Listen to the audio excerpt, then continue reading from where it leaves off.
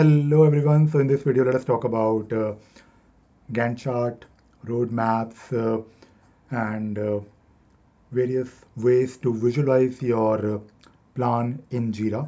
Now, the topic of this video, or the main thing that I want to discuss, is that if you are a project manager, if you are, let us say, responsible for planning the work, then using Jira along with, let us say, a roadmap, it could be the project's built-in roadmap, it could be any other app. It's not really going to solve a problem of planning the work on a timeline in case you want to basically use Jira for for not only planning the work on the timeline, but at the same time you may want to also create some dependencies. For example, let us say you have multiple epics or multiple stories that you want to plan on a timeline, which you can do using, of course, roadmap, the project inbuilt roadmap without using any app. You can definitely create dependencies, and based on those dependencies, you can, of course, see how your plan will look like. But Jira will not really, on its own, uh, not really going to adjust the dates for you unless you are using, let us say, advanced roadmaps or maybe big picture, or maybe you're using any other app for road mapping. You might get some indications. Maybe if you have, let us say, a dependent task which is scheduled before another task, then you might get some visual indications. And at the same time, uh, even if you start running your actual project, if, let us say, for some reason your dependent tasks are not really done on time, then nothing will change in Jira, and it is, of course, a risk. So I'm talking about these things, road mapping, planning on a timeline. Whether you want to use an app or you don't really want to use an app is totally a feature thing of the tool. You can, of course, enhance the road mapping capabilities in Jira. If you're on Jira Cloud Premium, or if you're on Jira Data Center, you enable have the option to use plans, or maybe you can use any other app. But the main point is that you have to probably, or most likely, change the approach.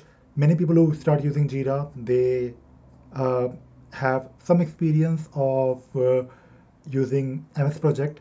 I worked with a lot of people who have used MS Project in the past. And MS Project, if you're using MS Project, it will let you do the planning in a very traditional waterfall approach where you have things that you start planning, and then you, of course, break it down. Then you have of course, the option to link it together, and you can actually create a plan. And the moment you change something, let us say there is a change in the date, or there is a change in the dependency, or even the type of dependency, because yes, MS Project has those different types of dependencies. So the plan can be, of course, adjusted.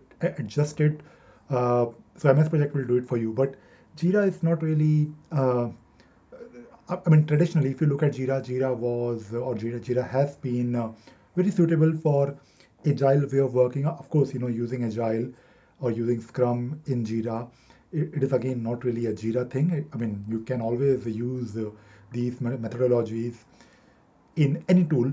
You might not be using any tool at all, or you might be using, let us say, some online simple issue tracker.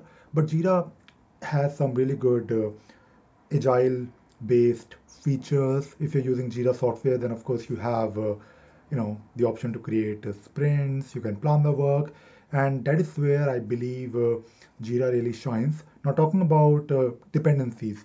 Now, when you have these dependencies, people expect Jira to automatically adjust the dates, because that is what they want, or they expect from the tool. That when I make a plan, of course, I have the plan in Jira with all these dependencies. Can I also make sure that whenever I change some items or the dates, then all the dependencies are also automatically scheduled? I mean, it can happen. I mean, you can always use automation tools, but Jira on its own is not really going to do a lot of planning for you. I mean, again, you might be using advanced roadmap, but at the same time, even with the help of advanced roadmaps, it can get a bit confusing. You always have to take things under your control. If you are, let us say, a scrum master, if you are a project manager, you are responsible for running the project, then you have to make sure that you are on top of your work, and you have to constantly monitor it, whether the items that were planned to be delivered on a specific date or maybe in a specific sprint are delivered or not. Jira can help you to figure out those things. For example, if you have some dependent items, then of course we can write a filter with some JQL to figure out those dependencies. Or maybe you're using any other app to visualize those dependencies. You might be using, as I mentioned, advanced roadmaps. It comes with a dependency map view.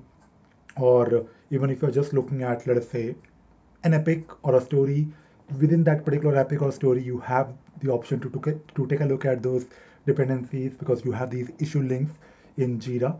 So what I'm trying to say is that if you're new to Jira, if you're trying to, let us say adopt Jira, or trying to figure out whether Jira will work for you or not, Jira is a great tool. I mean, look at the, I mean, of course, Jira is a tool. It has some features, but it won't really give you each and everything that you're looking for. It won't really give you each and everything that you might be familiar with. But you should look at the positives. You should look at things where Jira really shines. And in the beginning, I think try not to expect a lot from the tool. Try to use the features in the tool. Uh, as I mentioned, I mean, you can be using Jira Work Management if you're on Jira Cloud. You can be using Jira Software, both on data center or cloud. But uh, in the beginning, don't try to overcomplicate things. Don't try to create or recreate your MS project-based plan in Jira. Yes, you can do that. There are a lot of options. You can always, later on evaluate some apps. But in the beginning, try to use the tool. And I would say, if let us say you are part of a big team where you have multiple project managers or scrum masters, you should enable them, you should encourage them, you should empower them to use Jira. Make sure they know various features of the tool. Make sure they are comfortable using the tool, and that is where in the beginning you might need to do some training. I don't really think you need to spend like days, but some regular catch up with your IT team, or your tools team, the team who is responsible for implementing Jira, or maybe you have some external consultant like me. Then you should make sure that it should be like ongoing, regular catch-ups with your project managers, your scrum masters, because those people are the ones who would be uh, not only responsible, but they should also take the ownership of the project. Don't expect Jira to do project management for you. I mean, Jira can be used for project management, but Jira is not really a tool that can solve all of your problems. So that is all. That is all I wanted to talk about in this video. I hope you enjoyed watching this video. And yes, I'm making a video after a long time. I was actually on a break, on a work break. I was in India for a few weeks in the month of August. In fact, most of the most of my time in August. August was actually in Delhi, and I didn't really feel like making videos there. I thought I'll probably take a break, but I'm back. I'm back to my usual video making mode. All right, that is it. Bye bye.